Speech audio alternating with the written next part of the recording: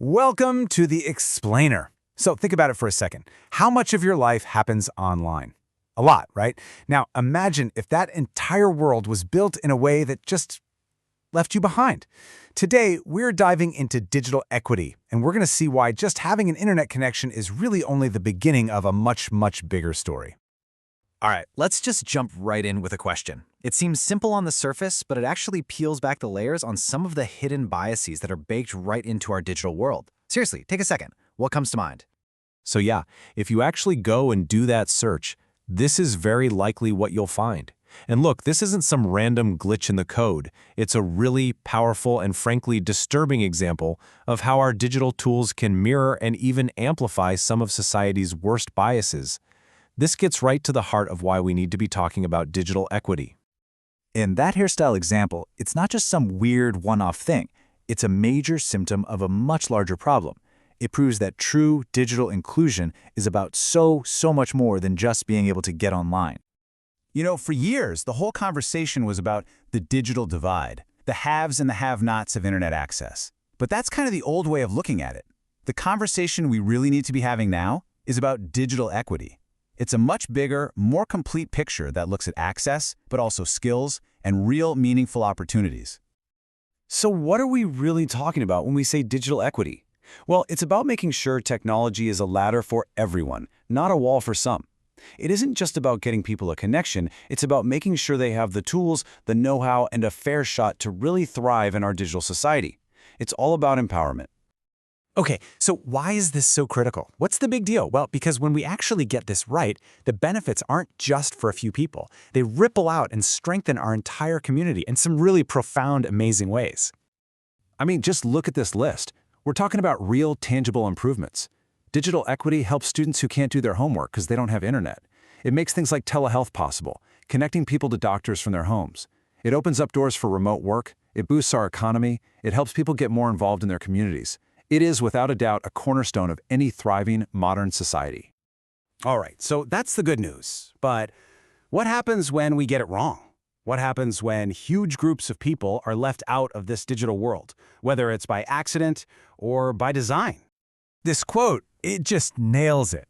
The biggest danger here is that people who are digitally excluded, maybe because of their age or income, or maybe they just don't trust the system, they leave behind a much smaller data trail. Fewer clicks, fewer online forums, fewer social media posts.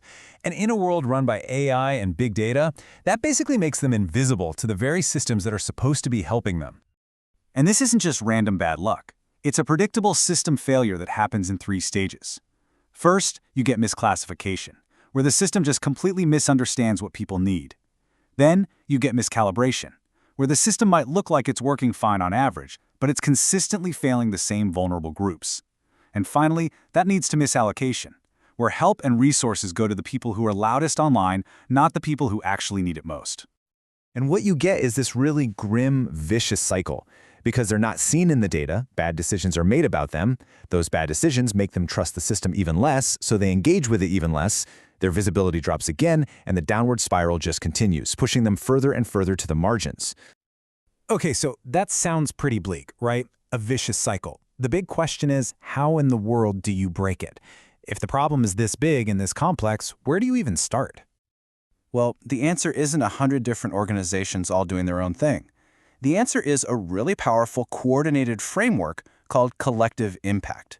This is where everyone, nonprofits, government agencies, libraries, private companies, gets on the same page and works together to tackle the problem as a team. And this isn't just some vague, feel-good idea. It's a super practical approach with 5 key ingredients. You need a common agenda, so everyone's pulling in the same direction. You need shared measurement, so you all agree on what success looks like.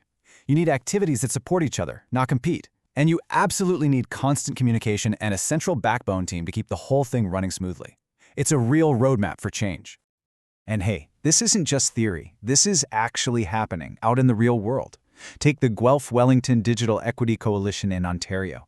They're using this exact model to bring together all the key players, and they're getting real results, loaning out hundreds of laptops, training seniors, and pushing for better internet in communities that need it. It's an incredible example of what's possible when people team up. So we've talked about the big picture strategy, but let's bring it back down to the technology itself. Because ultimately, achieving true digital equity comes down to the choices we make every single day when we design and build our digital world. Instead of building systems that accidentally shut people out, we can choose to design them for inclusion from the very start. That means actually looking for who's missing from our datasets. It means when you see no record, you treat that as a red flag, not a reason to deny service. And maybe most importantly, it means you actually design these solutions with the communities they're supposed to serve. And you always keep non-digital options open.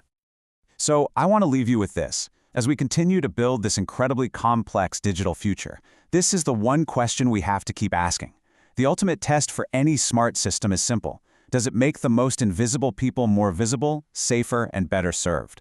Because if the answer is no, then it isn't smart, it's unjust.